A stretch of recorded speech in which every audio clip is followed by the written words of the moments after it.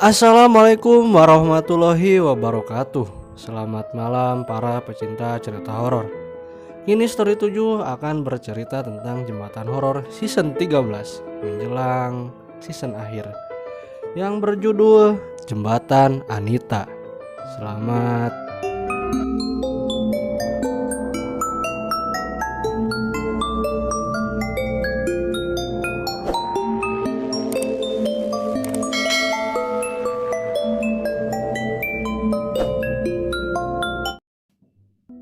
Alpi melihat Ki Bulus tengah duduk di tepi jembatan Anita.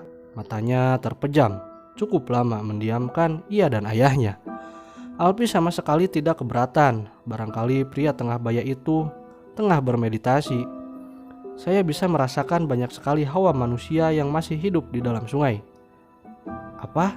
Apa Patir juga ada di sana? Alpi bertanya. Ia sangat ingin tahu bagaimana dan di mana keberadaan adiknya sekarang. Kemungkinan besar, Ki Bulus mengangguk-angguk.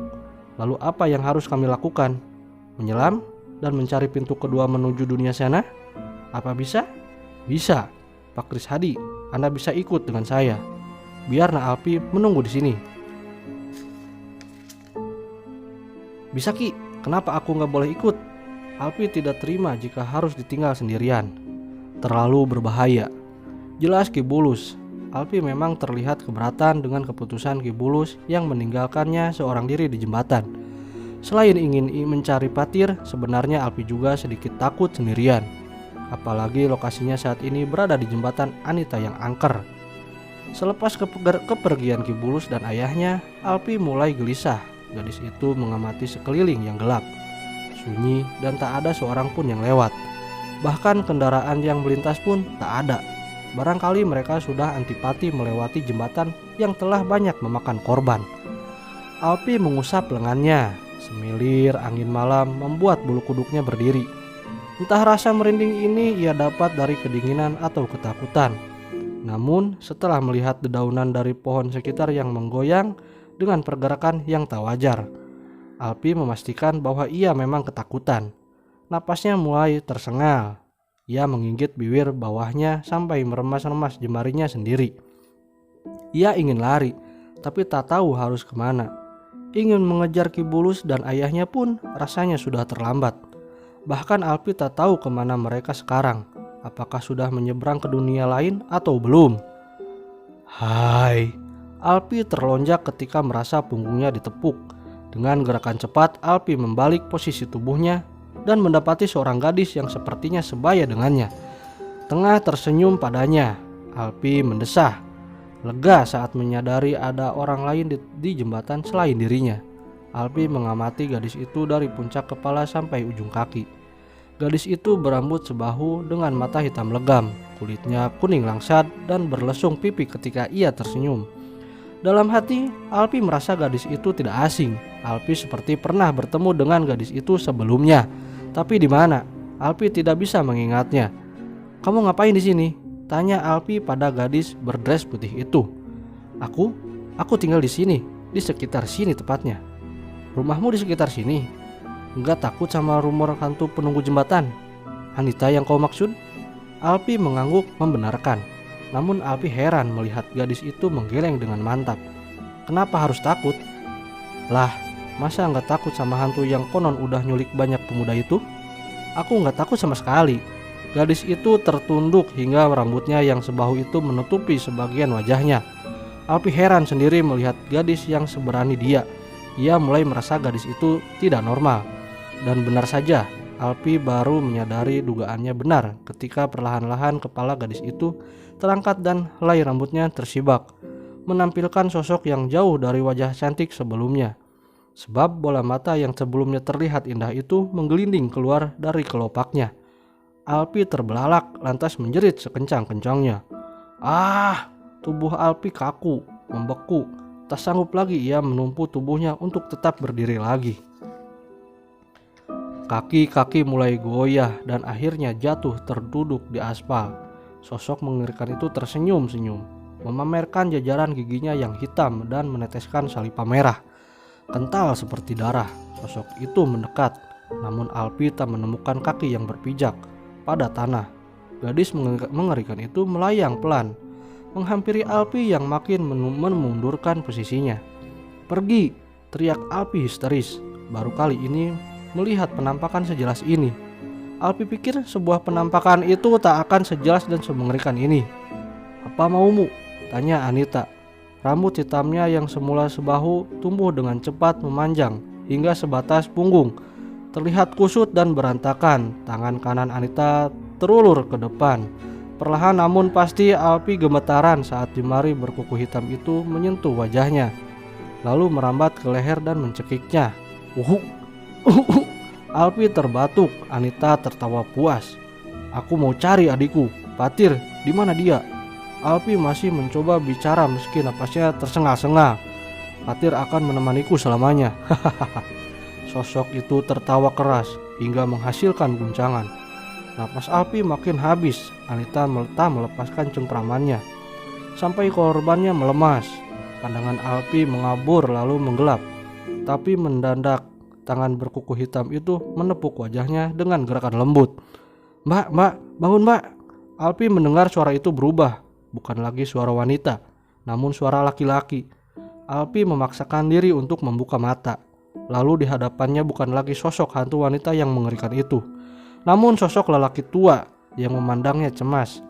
"Mbak pingsan di jalan, saya kira tadi hantu Anita." Alpi bergegas bangkit, lalu menatap sekelilingnya. Banyak orang yang berdiri mengerubunginya, bapak-bapak sampai remaja. Semua membawa obor yang apinya menyala besar. Melihat kebingungan Alpi, lelaki itu menepuk bahunya. "Tenanglah dulu, kami bukan orang jahat," ucap lelaki itu, lalu melanjutkan. "Tadi kebetulan saya dan cucu saya lewat.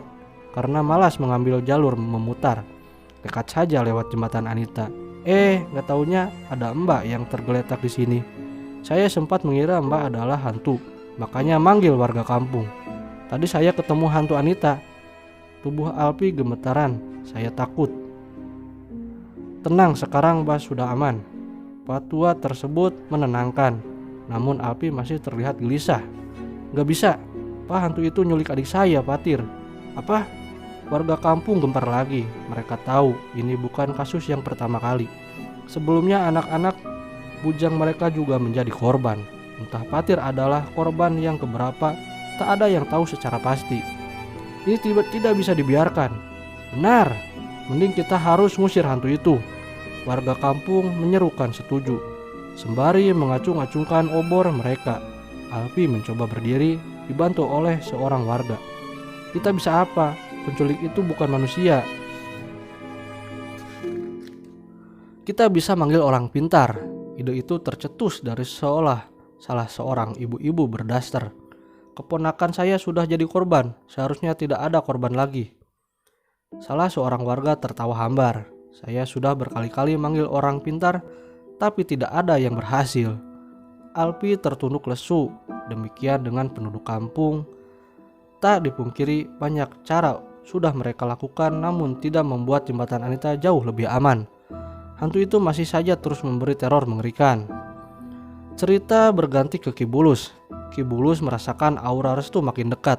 Untunglah Ki Bulus sempat bertemu beberapa kali dengan Restu, sehingga kini ia bisa dengan mudah melacak keberadaannya. Ki Bulus dan Kris Hadi menyusuri lorong becek dan gelap itu cukup lama.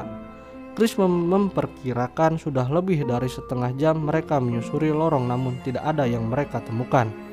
"Ki, kenapa belum ada tanda-tanda keberadaan mereka?" tanya Kris Hadi mulai tak sabar. Ki Bulus menoleh. "Saya bisa merasakan kalau keberadaan Restu makin dekat." "Benar." Ki Bulus mengangguk. Lantas mereka melanjutkan perjalanan tanpa banyak bicara lagi. Ki Bulus mempercepat langkahnya ketika ia merasakan keberadaan Restu makin dekat. Dan benar saja, tak sampai 5 menit mereka berjalan, mata kedua lelaki itu menangkap sosok Restu yang menggendong remaja di punggungnya. "Patir." Kris nyaris tak mengenali sosok berantakan itu. "Ya Tuhan, sudah berapa lama Patir ada di tempat ini?" Restu yang dipanggil mengangkat kepalanya dan sontak tersenyum saat mendapati Kris Hadi dan bersama Ki Bulus. Berharapan untuk bisa keluar kembali tersulut. Telah beberapa saat lalu merasa putus asa. Restu menatap Ica dengan mata penuh binar. "Kita pasti selamat. Aku harus cari yang lainnya juga. Icat baru akan pergi, namun Restu menahannya. Mau kemana? Gak akan ada waktu banyak untuk keluar dari sini. Tapi aku gak akan bisa pergi sendiri. Mereka sudah seperti keluargaku. Icat menyingkirkan tangan Restu yang menahan lengannya. Maaf, Restu tak punya pilihan lain kecuali membiarkan Icat pergi. Aku gak nyangka kalian bisa menemukan kami. Restu terharu. Ia dan Chris Hadi sempat melirik ke arah Icat yang berlari sembari mencari teman-temannya. Namun perhatian itu hanya seperti angin lalu, karena detik berikutnya perhatian Chris Hadi langsung tertuju pada pemuda yang berkulai di punggung Restu. Patir, Chris meraih tubuh Patir di punggung Restu. Pria itu menggendong Patir di punggungnya. Dia demam, Restu berucap, dan Chris sudah menyadari hal itu bahkan sebelum Restu mengatakan apapun. Suhu tubuh Patir memang sangat tinggi. Ayo lewat sini, Ki Bulus tak menunggu lama lagi. Pria itu membimbing Restu dan Chris untuk segera keluar sebelum penunggu jembatan Anita mengganggu perjalanan mereka. Namun sepertinya terlambat. Baru beberapa langkah Chris lewat saat ia merasa ada sesuatu yang menahan pergelangan kakinya. Saat menundukkan kepala, yang Chris dapati adalah tangan hitam yang permukaan kulitnya dipenuhi dengan darah kental dan belatung. Sangat menjijikan. Chris terperangah lantas refleks menandang tangan itu. Tangan itu kemudian tenggelam di antara genangan air, namun beberapa saat kemudian menyembul kembali ke permukaan. Ngeri melihat tangan-tangan yang menyembul dari genangan air. Chris berteriak, "Ar!" Tangan itu pun makin erat mencengkram kaki-kakinya. Ki Bulus dan Restu mencoba membantu menyingkirkan tangan itu. Namun gagal, justru Chris Hadi yang lebih dulu terjatuh bersama Patir yang masih di punggungnya. Astaga! Restu langsung meraih lengan Chris dan membantunya bangkit. Sementara Ki Bulus menolong Patir yang tergeletak. Ki Bulus baru menyentuh bahu Patir saat mendadak mata Patir terbuka. Bola matanya lain dari biasanya, merah. Patir juga sentak berdiri. Tubuh jangkungnya tegap menatap ganas pada sosok Ki Bulus. "Patir, kamu sudah lebih baik?" tanya Restu. Saat Restu hendak mendekati Patir, tangan Ki Bulus cepat menghalangi. "Jangan dekati dia," bisiknya. "Syukurlah kamu baik-baik saja, Nak." Giliran Chris yang mendekati Patir. Ki Bulus pun menahannya. "Tunggu Pak, dia bukan Patir." Chris Hadi menoleh. "Maksudnya?" "Ada yang merasuki tubuh Patir," jelas Ki Bulus. Chris Hadi dan Restu pun terperangah. Keduanya sama-sama mengamati Patir yang mendesis-desis. Matanya memang merah, tajam dan terlihat sangat mengerikan. Dari sana Chris Hadi dan Restu pun menurut untuk tidak mendekati Patir lagi. "Mau apa kalian?" Mendadak Patir menggeram, ekspresinya mengeras, terlihat sangat marah. "Justru yang saya harusnya bertanya, mau apa di tubuh anak muda itu?" Ki Bulus balik bertanya dengan suara tinggi. "Pergi dari sini kalau tidak ingin mencelaka," ancah makhluk yang menguasai tubuh Patir itu. Meski mengerikan, namun sosok Patir yang kesurupan sama sekali tidak membuat Ki Bulus gentar. "Aku akan pergi bersama anak muda itu," tegas Ki Bulus. "Dia tawananku, jangan berani merebutnya." Mata merah itu berkilat merah, terlihat sangat marah. Geraman beberapa kali keluar dari bibir Patir. "Kau tidak berhak menahan manusia di alammu," tegas Ki Bulus, tenang di belakangnya. Restu tak hentinya meremas-remas tangannya sendiri. Jelas sekali ia khawatir. Chris Hadi pun tak lebih baik. Dua orang lelaki itu sama gelisahnya. "Itu bukan urusanmu." "Itu urusan saya, karena saya juga manusia sama sepertinya." "Dasar pengganggu!" Kuku-kuku Patir memanjang, persis seperti tangan mengerikan yang menyembul dari genangan air tadi. Patir menggunakan tangan berkuku tajam itu untuk menyerang Ki Bulus. Ia menancapkan kukunya itu pada lengan Ki Bulus dan sukses. Darah mengucur deras hingga membasahi kuku-kuku tajam itu. Restu dan Chris Hadi sontak panik. Mereka mendekati Ki Bulus dan menanyakan keadaannya. Patir menjilat kuku yang ternoda darah itu lalu mendesis. "Itu akibatnya kalau kau tidak menuruti perintahku untuk segera pergi." "Apa tujuanmu menahan anak muda ini? Untuk koleksi pribadi?" Ki Bulus menggeleng kecil. Makhluk jahil yang merasuki tubuh Patir memang sudah kelewatan. Ia mendekati sosok Patir yang menggeram seperti harimau kelaparan. Dengan mulut merapal sesuatu, Ki Bulus melangkah mendekati Patir yang napasnya mulai tersengal-sengal. "Keluarlah sekarang, atau perlu saya paksa terlebih dahulu?" Entah apa yang dibaca Ki Bulus. Restu dan Chris Hadi tidak bisa mendengarnya dengan jelas. Yang pasti apa yang keluar dari mulut Ki Bulus itu membuat sosok yang menguasai tubuh Patir itu panik. "Hentikan!" Patir menutup kedua telinganya lalu menjerit-jerit seperti wanita. "Hentikan, hentikan!" Ki Bulus menghentikan komat kamitnya. "Keluarlah, dan kita hidup berdampingan tanpa saling mengganggu." Patir jatuh, namun masih sepenuhnya dikendalikan makhluk gaib itu. Matanya memandang penuh kebencian pada Ki Bulus, lalu beralih pada Kris Hadi dan Restu. "Keluarlah, lepaskan anak muda itu," tegas Ki Bulus. Sosok itu terdiam, namun seringai muncul di bibirnya. Mata Patir terlihat licik saat ia mengangkat tangan kanannya yang berkuku panjang dan tajam. Ia tertawa saat mengarahkan kuku tajam itu ke lehernya sendiri. "Restu!"